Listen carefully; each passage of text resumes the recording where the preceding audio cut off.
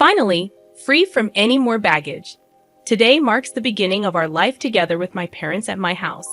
However, as soon as my parents passed away, my husband, who had demolished our family home, dropped a bombshell on me. Standing in front of the now non-existent house, he declared, "What are you talking about? Have you lost your mind too? Come to our house with the inheritance. Quick." His words left me dumbfounded, and I couldn't help but burst into laughter. Ah, I see. That's what this was all about. Perplexed, my husband, Howard, and my in-laws looked at me incredulously. What? Why are you laughing? I revealed the truth to them. My name is Deborah Jackson.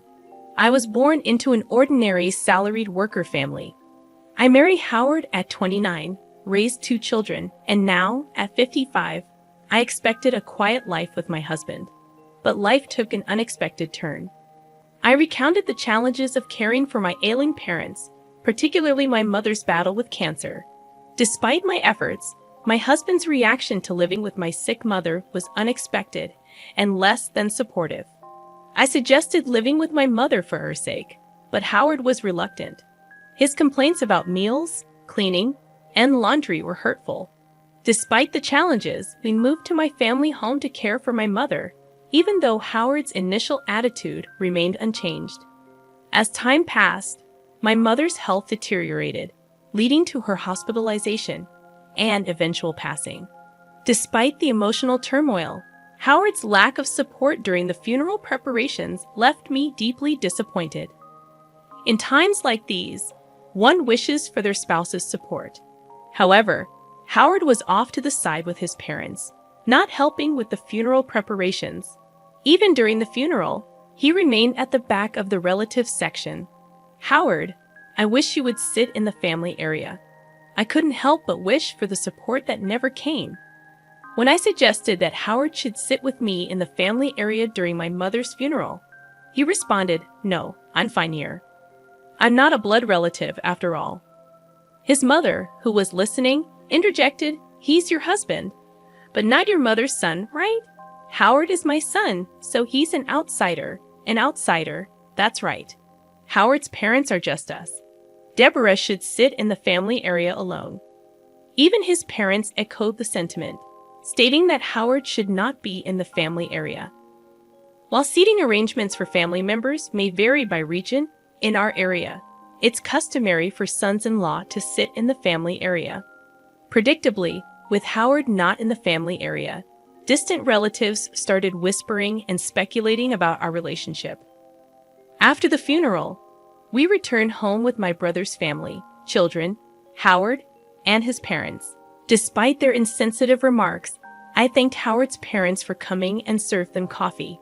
However, their callousness reached new heights when they casually remarked about the condolence money being tough on them, implying relief at the end of the financial burden with my mother's passing. Stunned by their words, I forced a smile and left the room.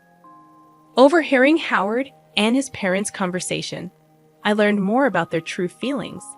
Howard complained about living with someone else, and his parents joined in mocking me. It wasn't the first time. They had always been disrespectful, even during our marriage. Reflecting on their lack of concern during my father's funeral and mother's death, I questioned Howard's behavior as a person. I realized that I had been overly considerate of him, feeling guilty for imposing the living arrangement. Angry and resentful, I silently listened to their laughter and chatter. Later, in a conversation between Howard and his parents, they openly disapproved of my defiance regarding my mother's belongings. When they tried to take my mother's bag, I firmly refused, stating my intention to distribute her keepsakes among family members later. This led to a heated argument, with Howard and his parents leaving angrily, labeling me an outsider. Despite explaining the situation to everyone, Howard didn't return home for some time. When he finally did, he surprised me by showing concern and suggesting a trip for me and the kids, even providing travel vouchers. Though unexpected, I couldn't help but feel a mix of emotions, including gratitude and confusion, at this unexpected gesture from Howard. "I wonder if your father felt guilty," I said with a laugh as I decided to gratefully accept the travel vouchers from Howard. "Well, I'll beat off then. Yeah, take your time. Since you're at it, stay over at the kids' places, Howard suggested. I can't be away that long, I replied. Just go. I'll relax at my parents' house. Don't worry about me, Howard said, sending me off with those words. Julia was happy to have me over. So before the trip, I visited Julia's and then Luke's homes, having been unable to visit while caring for my mother. I helped out a bit by making and freezing some meals for them. Mom, you don't get to relax at all, but thank you. It really helps. They both expressed gratitude for my home-cooked meals. This was all thanks to Howard's suggestion. Then came the long-awaited trip, and I spent a relaxing time at the hotel with my children. It seemed to heal much of the fatigue and sorrow from caregiving and losing my parents. I was away for nearly a week, but both kids returned to their homes with bright smiles. That was fun. We should thank Dad once in a while, Julia suggested. Really? Once in a while? But I wonder if he's up to something, I laughed, half-jokingly. Don't say that. Your father must have had his reasons, Julia replied. I laughed as well, planning to share the memories with Howard and start afresh in our married life. However, upon arriving home, I was at a loss for words. What's going on? The house is... I looked around in confusion, checking my location. Despite being a familiar place, our family home was gone. Then Howard appeared from nowhere, with his parents behind him, smirking at my dumbfounded expression. Howard, what's the meaning of this? I asked. Howard, like his parents, replied with an eerie smile. Finally, the baggage is gone. From today, we'll be living with my parents at my house. What are you talking about? I retorted calmly to Howard's arrogant statement. Then Howard spoke. Lost your mind? Your family home has been demolished. Come to our house with the inheritance. Already, everything you inherited belongs to Howard. I realized what had happened. The disappearance of my house was Howard's doing, all for the sake of inheritance. Despite being overwhelmed with frustration and sadness, I couldn't let Howard have his way. No way, I thought to myself. I burst into laughter at their smirking faces. What? Why are you laughing? What a strange woman. Has she gone mad? My mother-in-law looked at me as if I were something eerie. I faced them and spoke up. Don't you guys know? Know what? I then said to Howard, first of all, I didn't inherit a single penny, so there's no inheritance. I started laughing again after saying this. Maybe they thought they had become rich through inheritance. Their wild imaginations and actions were simply laughable to me. What do you mean? Explain yourself? Howard demanded an explanation, but I remained silent. I thought there was no need to enlighten them before that. I'm not going to live with strangers. If you want to live together, do it alone. Ignoring Howard's question and rejecting his initial proposition, my mother-in-law flared up in anger. You helped with your parents' household, but you won't do ours. You know why I did that, right? I agreed to live together, didn't I? I said we didn't need to live together, but you chose to do so because you didn't want to do housework. My rebuttal left Howard and my mother-in-law biting their lips in frustration. And demolishing my family home on your own. There are things you can and can't do. I yelled at them on the spot, then left the scene. Behind me, Howard's voice called out, "Where are you going?" However, I didn't turn back. I had to secure a place to sleep for the night, and I didn't want to see Howard's face. I immediately consulted a lawyer. It couldn't be that easy to demolish a house. The house was still in my mother's name. When I wondered which company had taken the job, an unbelievable truth came to light. Howard and my father-in-law had directly demolished the house themselves. They had meticulously prepared, enlisting the help of acquaintances from my father-in-law's demolition company and renting heavy machinery. Moreover, they had given me the travel vouchers to drive me out. The realization of being utterly deceived brought tears to my eyes and filled me with frustration. Is there any way to punish the three of them? I asked the lawyer through tears, and he smiled kindly. Your husband, who demolished the house registered under your mother's name without permission, can be charged with criminal damage and sued for compensation. Let's start by demanding a proper apology from your husband and his parents." I nodded at his words, and the lawyer promptly started the proceedings. A few days later, an irate call came from Howard. "What's this letter of demand about?" "Oh, you received it. Since you destroyed our important house, you'll have to compensate for it." "Compensate? I told you we were moving into the family home. I demolished an unused house for you. You should be grateful, not demanding compensation. Just bring your inheritance and come back home." Howard arrogantly insisted. "Grateful for being demolished? Really? And about the inheritance coming home? There's none to bring since I didn't inherit anything." I shouted back over the phone. Howard fell silent, seemingly stunned by my outburst. The reason I laughed when the house was demolished was precisely this. I had a whole year to spend with my mother. It was obvious we would have discussed the inheritance. Then I said, "I don't need anything. Give it all to my brother." Thus, all cash and securities were inherited by my brother. He said that I should get the house since he lived far away and couldn't manage it. If I wasn't going to live there, it could be rented out to someone else. That was the plan for me to inherit the house anyway. Either you and your father restore the family home to its original state or pay the amount written there. This amount, I'm being kind enough to suggest a settlement. If you can't pay, I'll file a police report and sue you," I spoke firmly. "Sorry, I didn't think you'd be so angry." "Of course," Howard replied. "I'm angry." Howard began making excuses. He thought that as long as the family home was there, he couldn't live with his parents, especially since his father had always wanted to live with us. My father-in-law was fond of Luke and seemed to have wanted to live with him. He had refused to live together back then because it would have made commuting difficult, but his parents seemed to think I was the one opposed to it. So it turns out that Howard had convinced his parents to agree to this plan by demolishing my family home and making them believe I would move in with the inheritance. But even knowing this now, there's no way I can forgive it. So please forgive me. I didn't mean any harm. Dad is remorseful too. If he's truly remorseful, then he'll agree to the settlement." I said this and hung up the phone. Howard kept calling me and sending messages to apologize. "If you're sorry, then hurry up and transfer the money."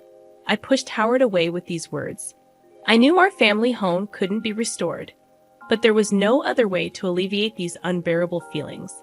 Afterward, I stayed at Julia's house. My brother's family and my children knew about this. Even though my brother must have been angry about our family home being demolished without his consent, he said, "I won't interfere, but I'll lend a hand. Do what you think is right, Deborah." Everyone condemned Howard's actions and supported me. A month passed without any payment for the damages or compensation. During that time, there was no contact from Howard. I couldn't keep relying on Julia's hospitality forever. I wanted to receive the money soon and at least establish a stable living situation. But contrary to my wishes, something unbelievable happened. It was revealed by a comment from Julia. "This apron looks a lot like Grandma's," she muttered while showing me her smartphone screen. I was shocked when I saw the screen. It was a product page on a flea market app. The item Julia thought resembled my mother's apron was a unique piece I had made for my mother. "What? This is Grandma's apron. I made it, so there's no mistake, really," Julia said and hurriedly checked other pages. The seller seemed to have registered recently, with no transactions or ratings yet. As I checked the content of the nearly 30 items listed, I was shocked to find that they all belonged to my mother. I immediately realized it must be Howard's doing. No one else but Howard, who had demolished the house, could have taken my mother's belongings. I called Howard right away. "What's this about the app, Howard?" Howard responded, sounding annoyed, thinking he was playing dumb. I'd angrily confronted him. "Don't play dumb. You're selling Mom's belongings, aren't you? Cancel the listings right now." Howard sounded panicked as he replied, "What? No, it's not me. Who else would do such a thing? I'm coming over to get everything back." I hung up and immediately went to Howard's parents' house with Julia. Upon arriving at Howard's parents' house, I immediately called out to Howard. He came out to meet us at the entrance, where I confronted him. "I don't know anything about it," Howard said. "Dad, tell the truth." Julia, supporting me, also pressed Howard for answers. He was visibly flustered. While this was happening, Howard's parents, perhaps realizing we were there, showed up too. "Oh, Julia, you're here?" She smiled happily upon seeing Julia. Julia, clearly upset, spoke to her grandmother. "Tell Dad to tell the truth. The truth. It seems like Dad is selling the stuff Grandma passed away." With hearing this, my mother-in-law laughed. Howard looked troubled and kept repeating, "It's not me." Then my mother-in-law spoke loudly. "Howard's selling them? That can't be true." But because I'm the one selling them, I felt the blood drain from my face at her words. Howard must have known. He looked at his mother with a "this is bad" expression. Julia was stunned, but my mother-in-law seemed cheerful. "What did you say? It's quite a task, you know. Packaging has to be done carefully, and the photos need to be taken well." She talked about the app as if it was a fun hobby, not realizing she was selling stolen items. I struggled to contain my anger. "Cancel the listing. That's not something Grandma can just sell." Julia, red-faced and teary-eyed, appealed to her grandmother, but my mother-in-law seemed displeased. "What's the big deal? I found a fun hobby. I use what I can, and the rest makes a nice little income. It's good for preventing dementia after all. I'm the only grandma left. And Julia, you want me to stay healthy and live long, right?" My mother-in-law said this nonchalantly. It was clear she wouldn't listen to our pleas. "But if talking won't work, we'll have to take action. Let's go home, Julia." "But it's okay." I left the house, dragging Julia with me. And so, I rushed to the police station. I had not planned to file a report about the house being demolished, but theft was a different matter altogether. When I reported the theft and unauthorized sale of my mother's belongings to the police, they promptly took action. The flea market app company cooperated, and my mother-in-law's account was suspended. This ensured that no more items would be sold. On my way back from the police station, I called Howard. "I had your mother's account suspended. You knew about this, didn't you? You're complicit." "No, I've filed a police report. Please cooperate with the investigation." Howard became frantic at my words. "What? We're family, aren't we? Please withdraw it. Strangers, right? I still haven't received any compensation or damages for the house being demolished, and I see no remorse from you." I was angry, and Howard was at a loss for words. But I am not heartless. Despite everything, I had shared a life with Howard for a long time. Sighing, I realized that there might still be a long road ahead to resolve all these issues. I said, "I'll wait for the money, but I won't forgive the theft. Everything must be returned. And Howard, your father looked very ill. Has he been to the hospital?" "What? I'm not heartless, so I'm just letting you know." I said this and hung up the phone. I had seen my father-in-law earlier, and he hadn't spoken much. He was much thinner than when I last saw him a few months ago, and his face was pasty and unnaturally dark. It was clear that he was not in good health, but I doubted that the family had noticed. My mother-in-law was nonchalantly trying to sell stolen items, and Howard was only bold towards me. That parent and child simply lacked any sense of consideration for others. The next day, my father-in-law called me. I thought he might thank me, but it was the exact opposite. "You're treating me like a sick person, planning to dump me in a hospital to get rid of me, huh? I have to protect Howard and your mother from you. I'm not going to any hospital," he scolded. I was concerned for him, yet this was how he responded. "I apologize if it was out of line. I was just concerned, I'm not weak and short-lived like your parents. Don't patronize me." I was angry at his words, but a few days later, he apparently felt unwell and went to the hospital. The diagnosis was terminal cancer. Howard called me in a panic. "Dad has terminal cancer. What should I do?" I snorted. "That's none of my concern. Remember what you said when I suggested the hospital. You said you're not weak and short-lived like my parents. Deal with it yourself. How can you be so heartless? Who's the heartless one? Did you ever say a kind word when my mother was sick? Reflect on your own actions. I said this and ended the call. As expected, my father-in-law passed away not long after. As a human being, I didn't want to harbor negative feelings towards someone who had passed. But recalling all that had been done and said, I couldn't shed a single tear. After the funeral, a will was found. Despite his claims of not being short-lived, my father-in-law had been thoroughly prepared. The house is to be inherited by my grandson Luke. The rest of my estate is to be divided between my wife and eldest son, it stated. I was surprised to see Luke's name. My father-in-law had always favored Luke, expressing a desire to live with him. Now he must have wanted Luke to live in the house even after his passing. For Luke, this was an unwelcome burden. Renounce the inheritance. You don't want that house, do you? I told Luke, but he was actually pleased to inherit the house. Inheriting the house would only mean paying inheritance taxes, with no real benefit for Luke. However, if he was happy with it, it wasn't my place to say anything. As per his grandfather's will, Luke inherited the house. My mother-in-law was delighted and paid the inheritance tax. He's our heir, after all, she said. Well, that wasn't wrong. I felt a bit down, feeling like Luke was taken from me. But then something unbelievable happened. Come to our house, responding to Howard's message. I immediately went to his parents' house. There, like me once stood, my mother-in-law and Howard, frozen in front of their house. On the property, there were heavy machines, trucks with the demolition company's name, and workers all demolishing the house. What's going on? It's my house. I can do whatever I want with it, right? Luke, who appeared out of nowhere, seemed pleased watching the house being demolished. Luke, what are you doing? Stop it right now. Even if I stop now, we can't live there anyway, Mom. Luke, what have you done? My mother-in-law and Howard pleaded with Luke, but he just laughed. Have you forgotten what Grandpa and Dad did to Mom, Luke? Grandma, you were horrible to Mom too, right? Did you apologize? Luke, his smile gone, glared sharply at his mother and Howard.